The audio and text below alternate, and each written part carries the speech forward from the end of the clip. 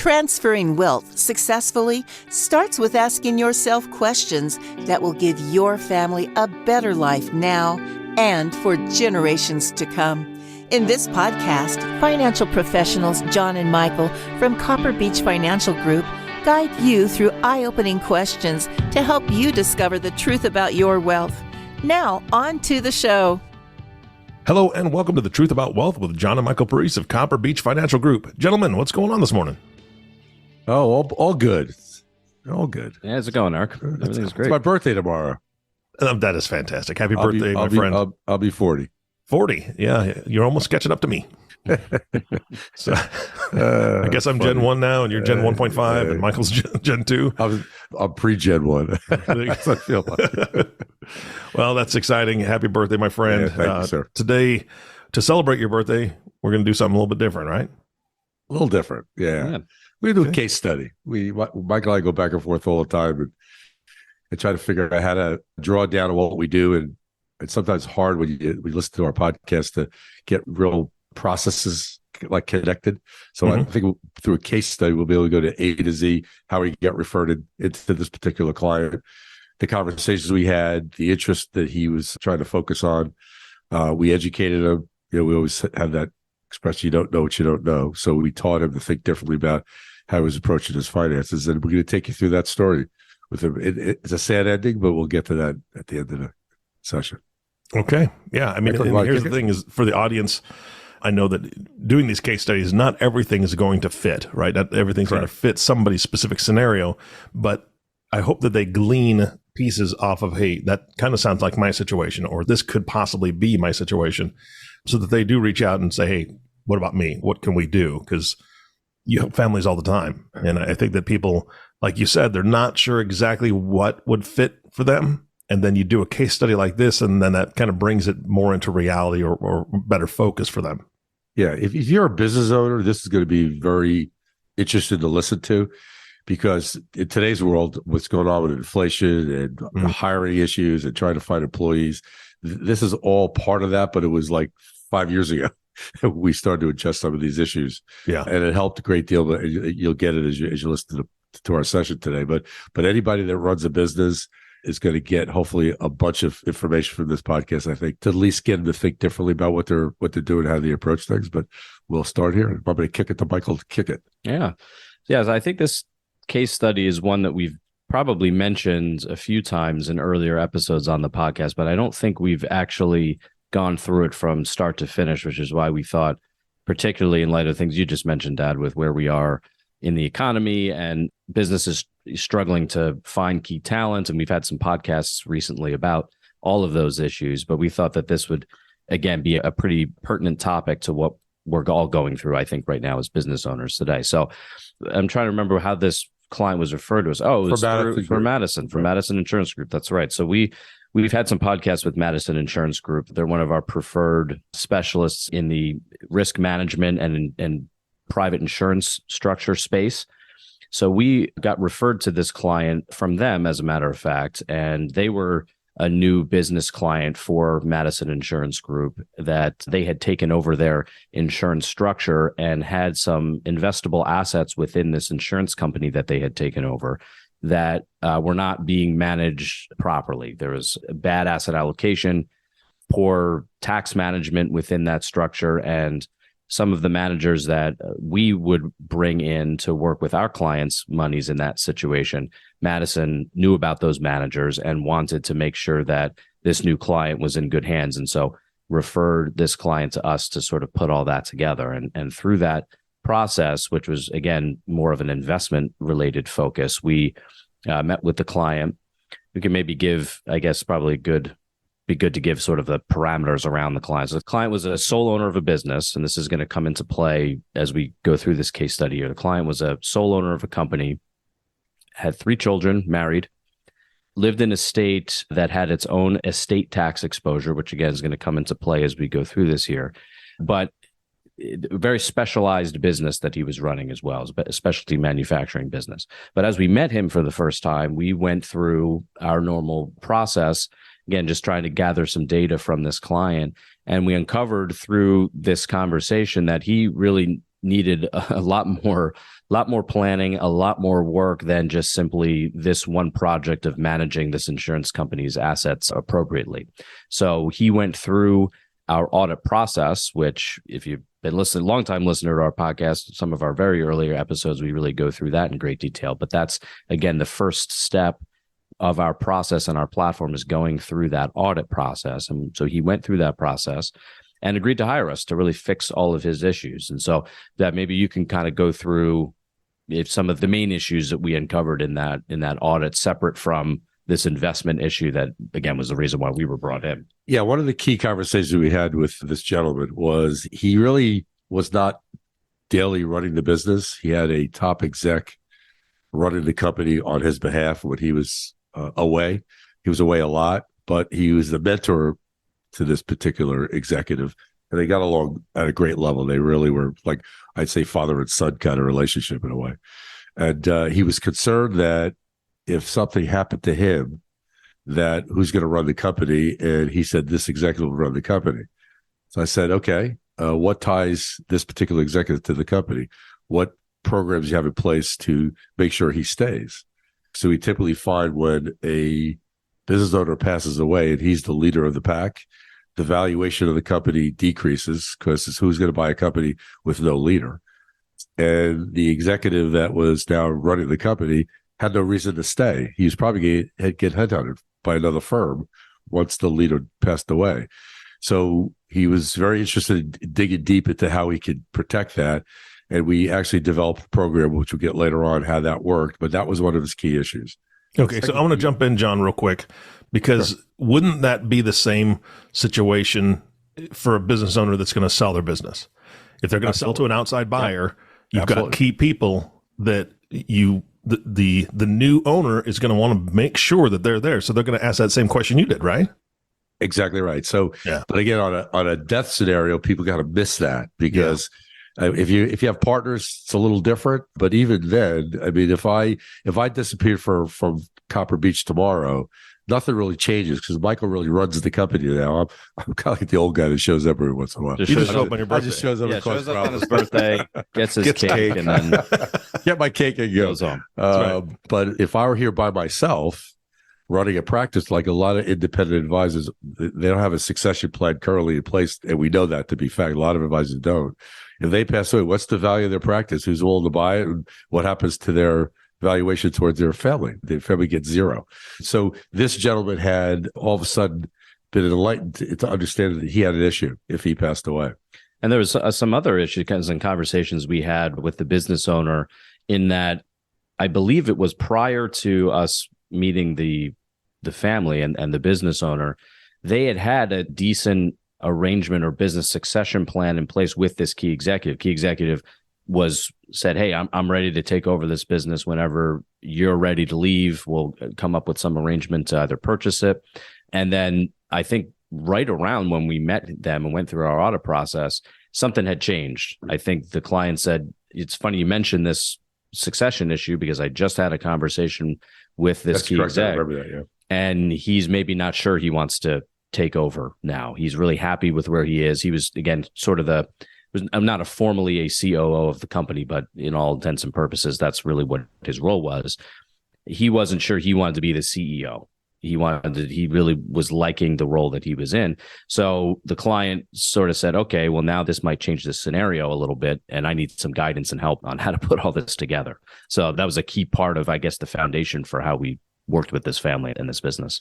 And the other concern he had through our process, we determined that he had a pretty decent estate tax exposure that he was unaware of. He knew that he had some kind of a issue with it, but not the magnitude that we showed him. So that was another focus. He said, okay, we need to fix my estate plan to eliminate that tax to my family. Help me through that issue. And to add to that, that's why I mentioned he lived in a state that had its own estate tax as well. He was unaware of, by the way.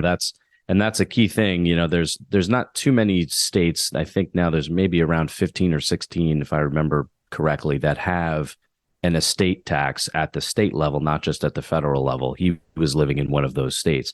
So that is something that if you're a business owner out there, talk with your advisors about that, because they may have done great federal estate tax planning, because as many of our listeners have heard before, right now, as we're recording this, we have a basically an inflated federal estate tax exemption of close to $26 million as we're recording this.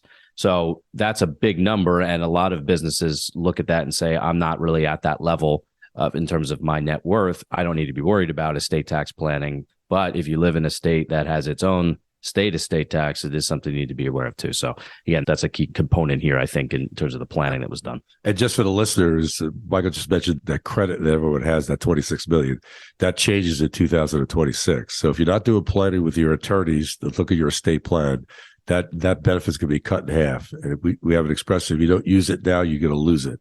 So there's a 2-year window. You can maximize gifting. You could use the credit for different purposes, for moving assets out of your estate. So this is the time to look at it. So go back to your attorneys and make sure that everybody's on the same page on what exposure you might have when this law changes. Anyway, let's get back into the session. Yep. The other key issue he had was he was philanthropic. He wanted to do something from a foundation standpoint. That was kind of on the back burner, but he had mentioned through our process that he was very interested, very philanthropic, a leader in the community, just a wonderful, wonderful guy. Had 5 kids, great kids, but no one wanted to be in the business. They're teachers, and they don't want to take over the business. So he was in this quandary. What do I do with it? And that's one of those challenges. Do I sell it? Do I hold on to it? So it was one of those normal conversations for a single owner of a business. How do I get maximum value through processes of understanding how I could get that value out, whether it was a sale or compensation or letting someone else run it. These are all going through his head. He was kind of in that middle, like, what do I do? So we were helping him kind of discover some options he had to take a look at. But I think those are the 3 key areas he had and he wants to focus on. I think there are a couple of things about it. He wanted to make sure his wife was absolutely taken care of, that she was secure, things were put aside for her. And what was interesting, he recognized off the bat on what Copper Beech really is in business to do. We're not in business to build a plan today, and I preach to the choir with you. We're not in business to do a plan today for a family. We're put in place for a 20-year model, 30-year model, to the second gen, even the third gen relationship to the family, because he wanted someone to manage all this on behalf of his wife, because his wife wasn't necessarily capable of handling the magnitude that she was going to receive, whether it be via trust or outright. He wanted someone to be in place to manage the design of the case that we're putting together. So he recognized that. He said, you guys can be a major part of this. You need to meet my family. You need to meet my wife. And we spent, having 3 or 4 meetings with the kids before all this was finalized. So we got to know the kids, got to know his wife. So they all recognized who we were and what role we had. Yeah, and I think those family meetings were really critical to the planning process, because, again, as we've talked about before a few times, when you look at how financial wealth passes down the generational line, and oftentimes it's lost in that third generation. We've talked about that shirt sleeves to shirt sleeves proverb a few times on the podcast. And the main reasons that many people believe that happens is because that next generation, or the third generation, sometimes even the second generation, isn't fully capable of managing the financial wealth that they're going to inherit, whether that's a business or the management of the sale of the business. If something happens to the business owner, whatever the case may be, they just don't have the financial literacy or the expertise, or really there's no communication between the generations in terms of how to best put all that together. And so that was really key to this family, because, as you mentioned, that the children were not really involved in the business, didn't really have much interest in the business. I think 2 of the children were still in college, I believe, when we met them. And so they had their own career ambitions that were separate from the business. And so the management of all of this was going to be really important. And to your point, to have the client, the business owner, really recognize that, I think, from the outset, and it's important. So those family meetings were really critical here. He was a great listener. He listened to everything we told him and took notes. He was a great guy. I was, because I'm going to tell you along the way, he passed away after the plan was put in place. And I'll let Michael get back to what we designed and how it was handled as he passed out of a sudden heart attack. It was terrible, but we'll go through that in a second. Yeah, so let's get into that. So I think we laid out all of the key facts here that hopefully will give the foundation for when we get to the actual recommendations and what the family implemented, why those were done. And the first thing that was done, again, was related to this executive. So as we mentioned, he was not now sure he wanted to take over running the company should something happen to the client, the business owner. So the business owner said, well, now this is much more concerning to me because, as you mentioned earlier, Dad, if something happens to me, what value does this business have to my family? I'm not here to run it. And again, he wasn't working the day to day, but he was the visionary. He was sort of really driving the strategic growth and vision of the business. But okay, now my executive has already just told me he's not sure he wants to really run the business either at that level.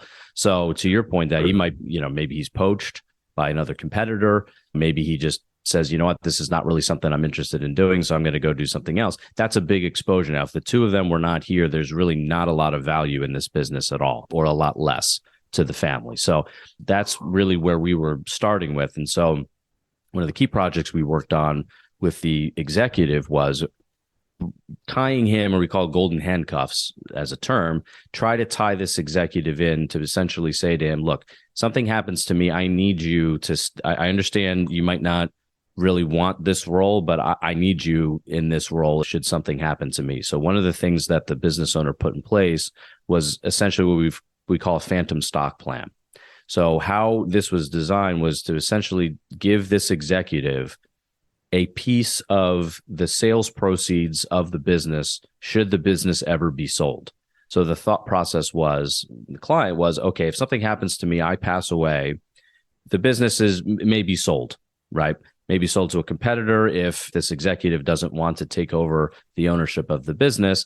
And I'm going to reward him by giving him a piece of that sales proceeds. I think it earned up to 20%, if I remember correctly. It was actually 25%. 25, yeah.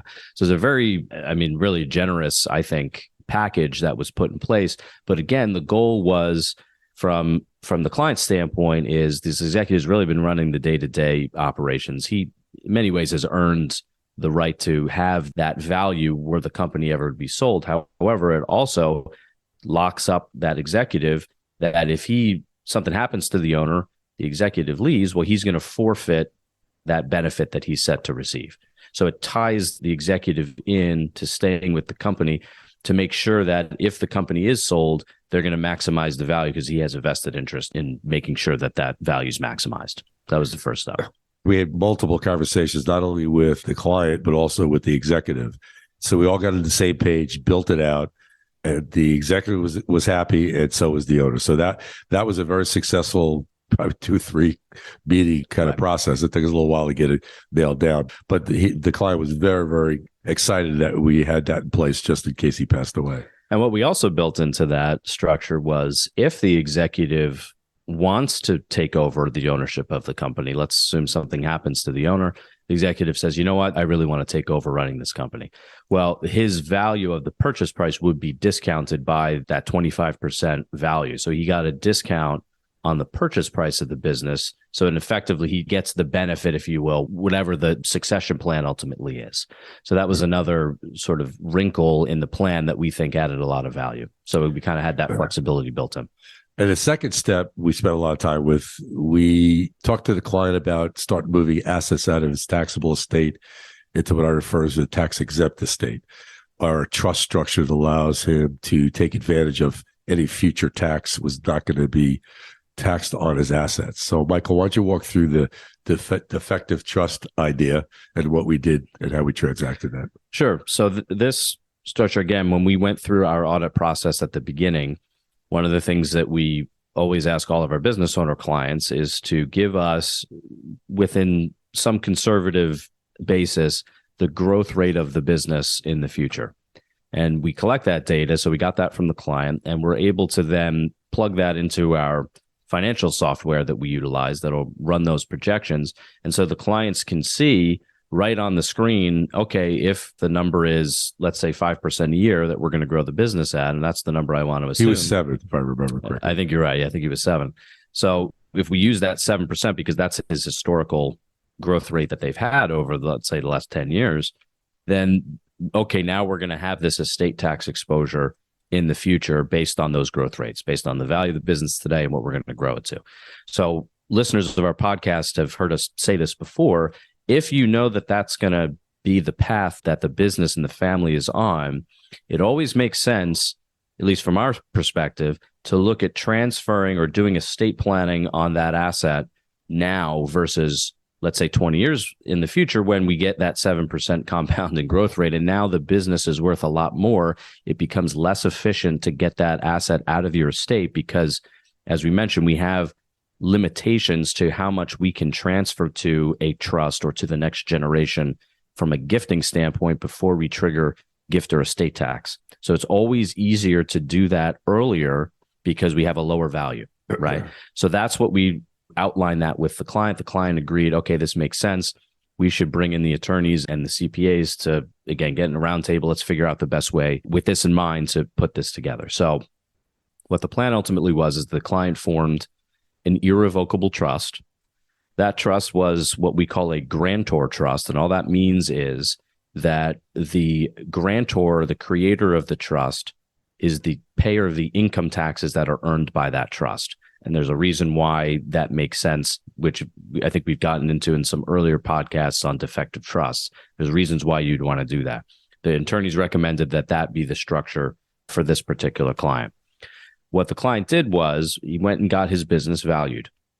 And again, from an estate planning perspective, we actually want a lower value than a higher value. And why do we want that? Because we want to be able to use less of that lifetime gift exemption that we have. So we actually want a lower value, which is a private value, by the way. This is not something that's public knowledge that, if you got a buyer for your business in the future and they offered you, 3 times that amount because that's what they value it at, that you're not locked into that lower value. This is just purely a private valuation for estate planning purposes. So client went out, hired a valuation firm, got a favorable valuation from a certified valuation expert. That's another key component here. If you're going to be doing estate tax planning or estate planning at this level, you absolutely need to have a qualified third-party valuation company do that. You can't come up with that value on your own because if the IRS wants to challenge the value of that gift, you need to make sure that you have that foundation behind you to back that up.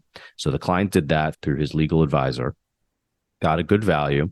And what the client actually did was transferred 49% of this value via gift to this irrevocable trust. Now, why did he do a 49% interest? Well, number one, he wanted to maintain the ownership control of that, the 51% shareholder ownership percentage. So he would maintain control. But also, we were able to get what are called discounts, minority interest discounts on the value of the gift, because what was being transferred was not a controlling interest in that business, right? It's only 49%. So the recipient of that, i.e. the trust here, isn't going to be able to control the day-to-day operations of the business. So because of that, under this valuation metric, you're allowed to discount the value even further under the gift and estate tax laws. So again, the goal here and why you would want to do that is because we want to use less of that now $26 million federal exemption amount that we have. So I'm giving you a little bit of detail, but this is, I think, important detail because this is the stuff that all the advisors have to be on the same page with putting together, because it's, again, maximizing this design for the family. So that's what ended up happening, is we got the asset out of his estate, or at least 49% of the business out of his estate. So all of that future growth, that 7% number, 49% of that was going to be out of the family's estate in a dynasty trust format where it was never going to be subjected to estate taxes for he and his wife, his children, or any grandchildren. So it was a pretty powerful design from start to finish that, again, was kind of one of the main planning tools that we put in place. Yeah, and I'm going to push this a little faster because we have a limited time today, but here's the end result of all this. A year after we finished all this planning, the client passed away of a massive heart attack, leaving a hockey game. All this was implemented. Michael worked very closely with the state attorneys, probated what needed to be probated. We worked with the family very, very closely, got involved with every detail of the administration piece of it. The spouse relied on us to handle it. What was interesting, we put a KeyMed life insurance policy on this client at a certain level. He already had he had another $2 million policy that was sold to him a while before. So life insurance was in the process of being taken care of and being sent to the spouse. The $2 million policy was done incorrectly, and they couldn't pay the claim. Our policy, we paid the claim within 3 days. We got a hold of our insurance company, said the client had dire need for liquidity, and within 3 days, she got a check. So we got very involved with making sure she was taken care of, stay on top of all the administrative pieces of it. I went to the wake. There were 700 people, Eric, in line at this wake. Wow. It was 14 degrees outside. It was outside of Boston. And I got into the building. Obviously, the family was greeting everybody in line. Eric, the son, saw me and he kind of hugged me. And I said, Eric, listen, I'm so sad about your dad passing. He was one of our favorite people we ever really ever worked with. What a great man he was. He said, yeah, he was super. He was a superstar. And he said, funny thing, John, he said, one of the neighbors said to me, I hope your dad had a good estate plan. He said, we have Copper Beech. You can't get better than that. So the client recognized the role we took. I'll go back to what I said earlier. The role we take with families is to make sure that they stay out of trouble regarding their finances. We watched over everything. And to this day, we're handling everything. Nothing is done with this family unless it goes through Michael and I or my team here. And the spouse recognized that. And this is like 4 years later, Michael, 4 years later, we're involved with the design of the foundations. We work with the kids. Matter of fact, next month, we're going to have another family with the kids, go through all the details of their planning. So we're very involved in this family, but the family knows what our role is, and its role is to be their CFO of their family, to make sure that everything's managed accordingly and everything's monitored. And that's what we do. So it's a sad story because it was something that you planned for and it actually happened. He's the only client that I've had recently that passed away, but the plan worked perfectly. And to Michael's credit, I'll give him a little bit of credit, although he's G2. I'll give him a little credit. He was very, very instrumental in designing these trusts, working with the wife to make sure she was clear about what was going on. Michael's very good at keeping things simple for families, and that's hard to do when you deal with the complexity of what we're involved with. But it was very, very rewarding to see our work bloom for the benefit of the family, although a very sad event. But it all worked in sync. That executive is now running the company. They had their best quarter last year.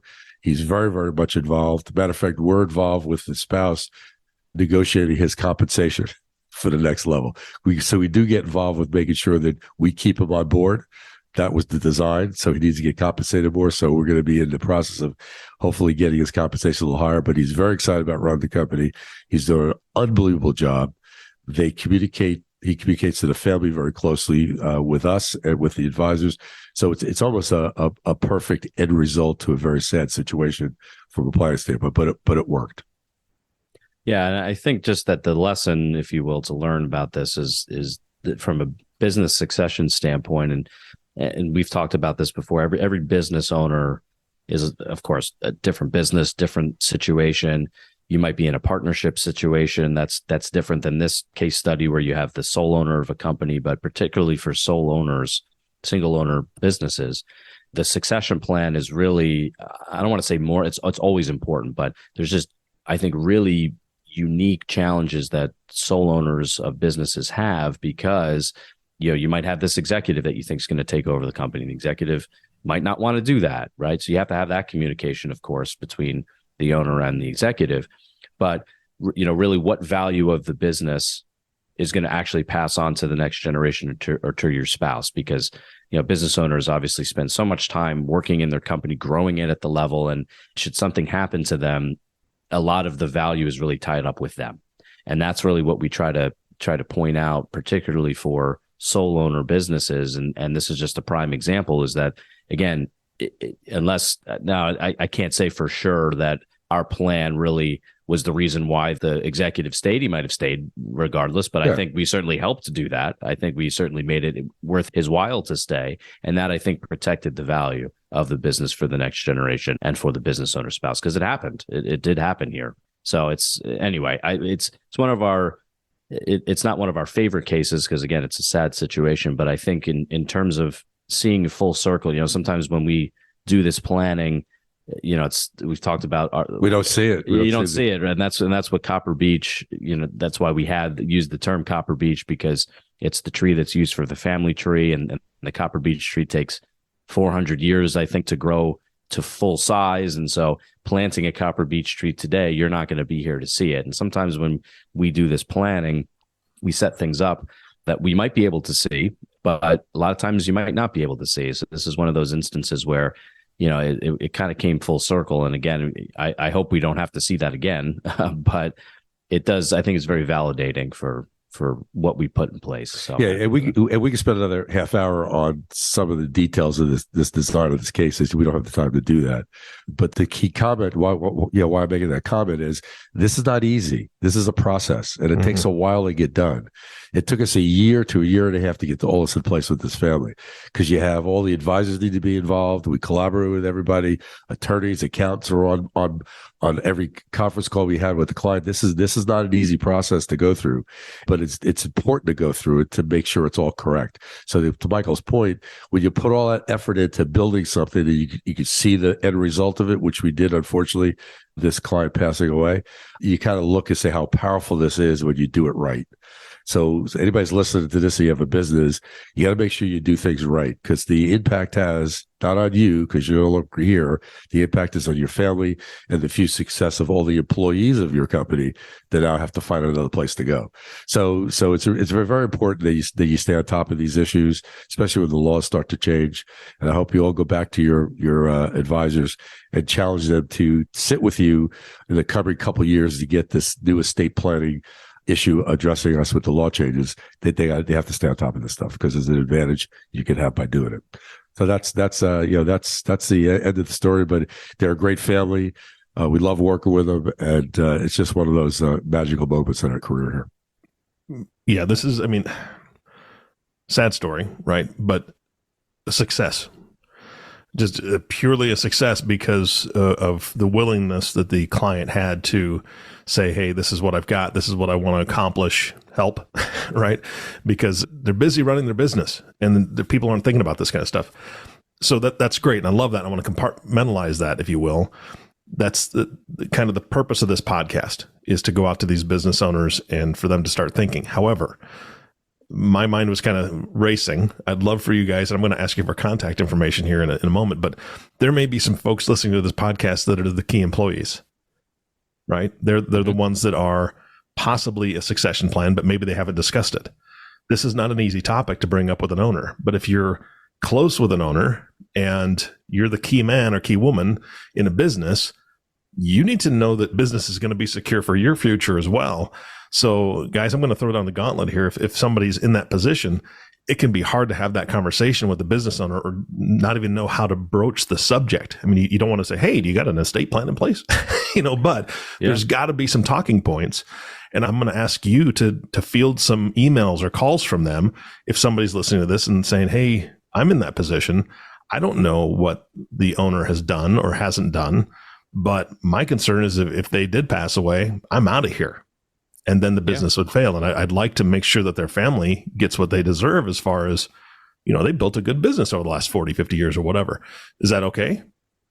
Absolutely. Sure, that's obviously a much different dynamic as even a key employee to broach that subject. But I think it's important to do that. And again, for a business owner, that I would, if that happens to you, I would keep an open mind about it, because I've seen instances where I'm a member of a peer group and one of the members was a key executive of this business and tried actually to do that very thing. Eric tried to talk to the business owner, was a sole owner of a company in his late 60s, wanted to find out what his succession plan was, because I actually think the executive wanted to maybe be a part of that, might wanted to take over the company. And the business owner was not, I don't think, amenable to having those discussions. I think wanted to treat it more as a lifestyle business, not necessarily grow it, wanted to kind of, take it. I think it was probably drawing $1 million plus out of the company a year, and nothing wrong with that. But what the executives basically said, I'm not sure if there's really a future here for me. based on what I'm hearing from this business owner. So he ended up getting another job, got a better job. He's now CEO at another, much larger company. And I always wonder, his old job, what that business owner is now doing, because he now, I'm sure, had to hire somebody else to take over that role and get back into actively forming the company. So but to your point, Eric, it is, if you're an executive and you might want to be in that position, it's important that you have those conversations. So I'm happy to help where we can. Yeah, but I mentioned earlier about today's marketplace.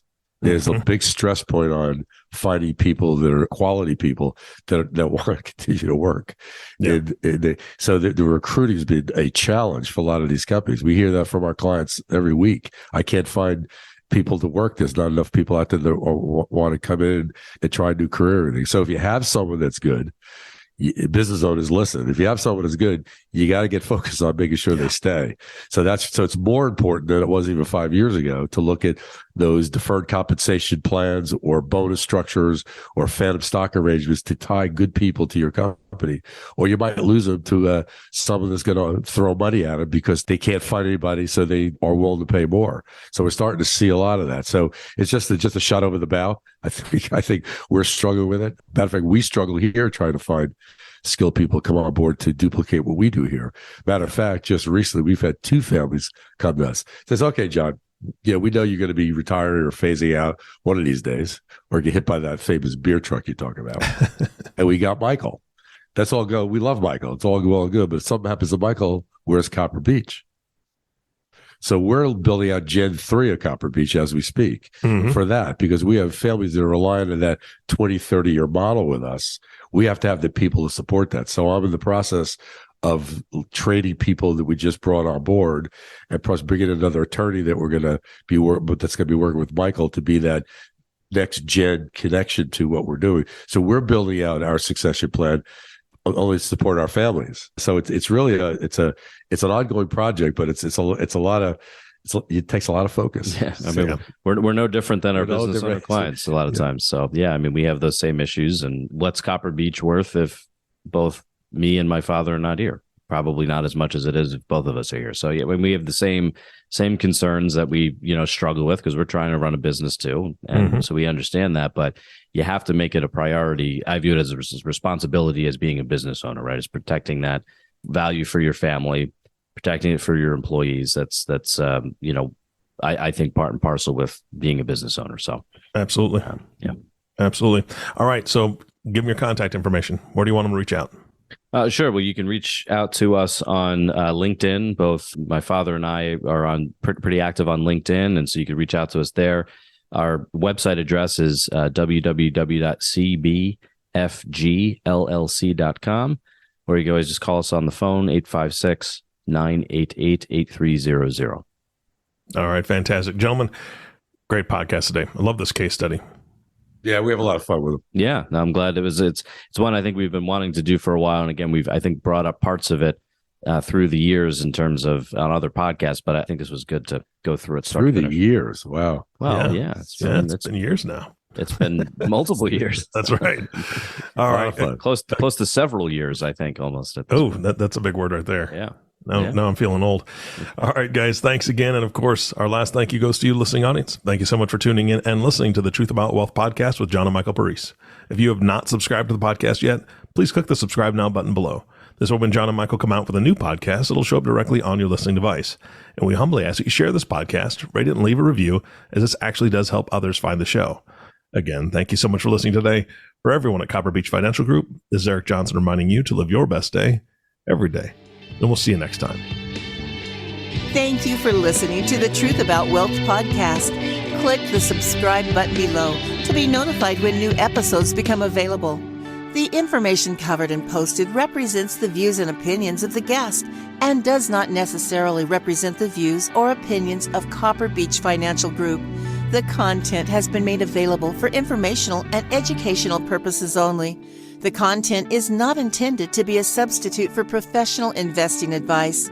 Always seek the advice of your financial advisor or other qualified financial service provider with any questions you may have regarding your investment planning. This material is for informational purposes only. Neither APFS nor its representatives provide tax, legal, or accounting advice. Please consult your own tax, legal, or accounting professional before making any decisions. Copper Beech is not affiliated with American Portfolios Financial Services, Inc. and American Portfolios Advisors, Inc. Securities offered through American Portfolio Financial Services, Inc., a member of FINRA SIPC, investment advisory and financial planning services offered through American Portfolio Advisors, Inc., an SCC registered investment advisor. These opinions are subject to change at any time without notice. Any comments or postings are provided for informational purposes only and do not constitute an offer or a recommendation to buy or sell securities or other financial instruments. Readers should conduct their own review and exercise judgment prior to investing. Investments are not guaranteed, involve risk, and may result in a loss of principal. Past performance does not guarantee future results. Investments are not suitable for all types of investors. Copper Beech is an unaffiliated entity of American Portfolios Financial Services, Inc. and American Portfolios Advisors, Inc. Any opinion expressed in this forum is not the opinions of American Portfolio Financial Services, Inc. and American Portfolio Advisors, Inc., and have not been reviewed by the firm for completeness or accuracy. American Portfolios and Copper Beech Financial Group are not affiliated with any other named business entities mentioned.